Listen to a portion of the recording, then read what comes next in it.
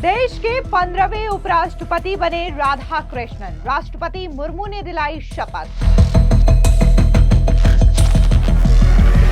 नए उपराष्ट्रपति के शपथ ग्रहण समारोह में अचानक पहुंचे पूर्व उपराष्ट्रपति जगदीप धनखड़।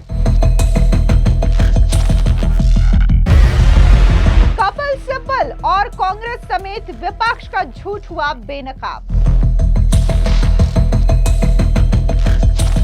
प्रधानमंत्री मोदी और धनखड़ ने नए उपराष्ट्रपति को दी शुभकामनाएं।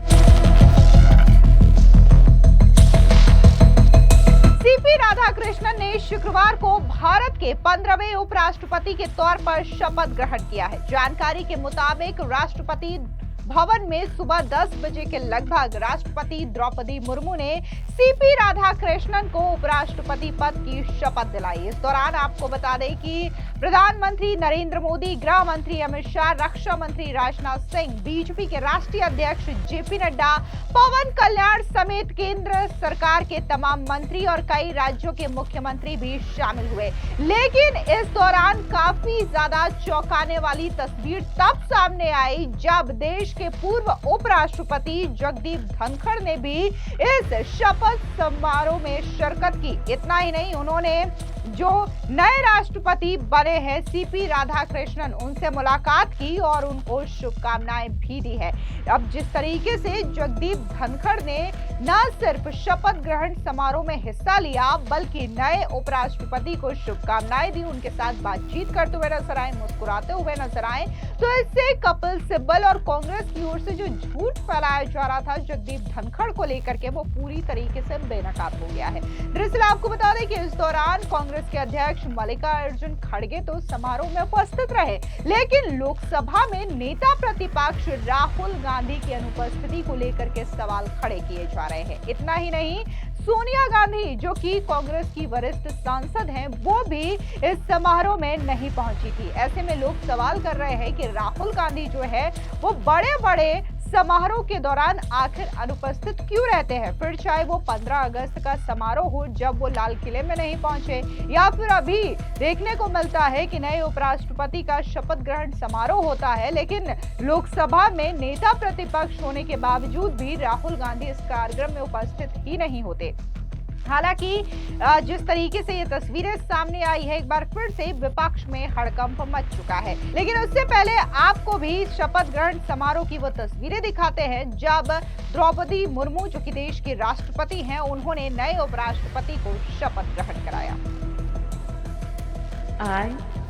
I, Chandrapuram Ponnuswamy Radhakrishnan, do swear in the name of God do swear in the name of God that I will bear true faith and allegiance that I will bear true faith and allegiance to the Constitution of India to the Constitution of India as by law established, as by law established, and that I will faithfully discharge the duty and that I will faithfully discharge the duty upon which I am about to enter. हालांकि इस शपथ ग्रहण समारोह के दौरान पूर्व उपराष्ट्रपति जगदीप धनखड़ भी शामिल हुए, जिनके साथ ही कपिल सिब्बल और कांग्रेस समेत जो विपक्षी दलों की ओर से दावे किए जा रहे थे वो पूरी तरीके से बेनकाब हो चुके हैं। दरअसल समारोह के बाद राधाकृष्णन पूर्व उपराष्ट्रपति जगदीप धनखड़ से मिलने भी पहुंचे और इस दौरान जगदीप धनखड़ और राधाकृष्णन दोनों एक दूसरे के साथ मुस्कुराते हुए बात कर रहे थे। इसके अलावा पूर्व उपराष्ट्रपति वेंकैया नायडू और पूर्व उपराष्ट्रपति हामिद अंसारी भी कार्यक्रम में उपस्थित थे।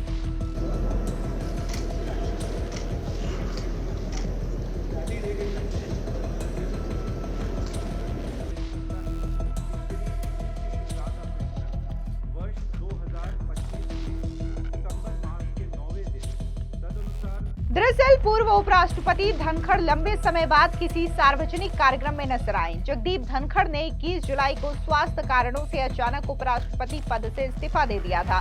इसके बाद से वो लंबे समय तक सार्वजनिक रूप से नजर नहीं आए थे। इसके साथ ही उनका किसी भी तरीके का कोई बयान भी सामने नहीं आया था।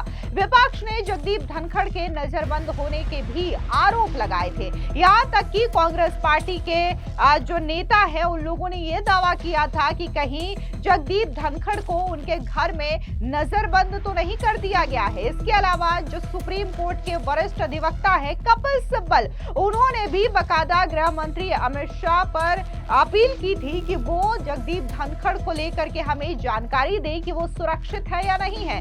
यानी कि कुल मिलाकर के विपक्ष की ओर से लगातार ये नैरेटिव बनाया जा रहा था कि कहीं ना कहीं बीजेपी सरकार की वजह से ही जगदीप धनखड़ ने इस्तीफा दिया हो।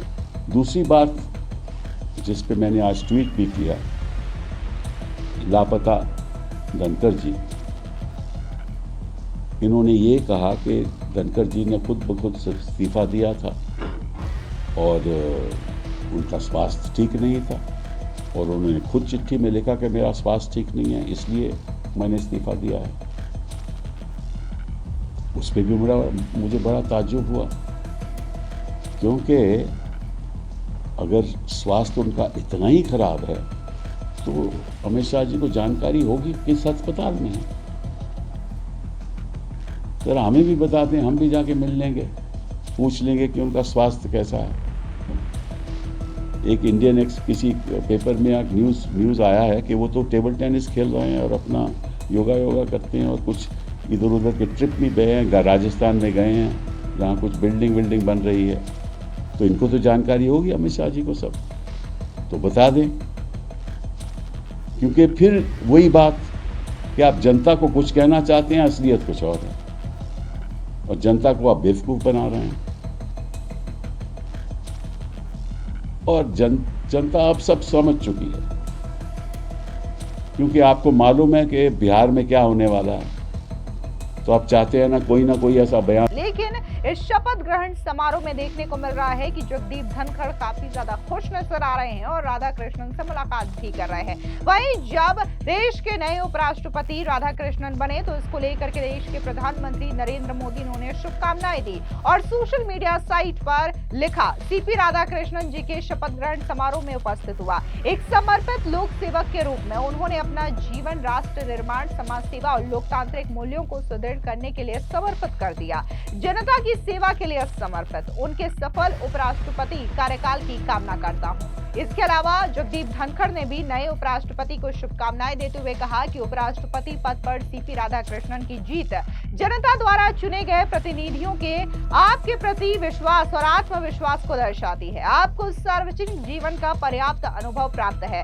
आपके नेतृत्व में इस पद की गरिमा और भी ज्यादा बढ़ जाएगी। दरअसल आपको बता दें कि एनडीए उम्मीदवार राधाकृष्णन को 9 सितंबर को भारत का 15वां उपराष्ट्रपति चुना गया।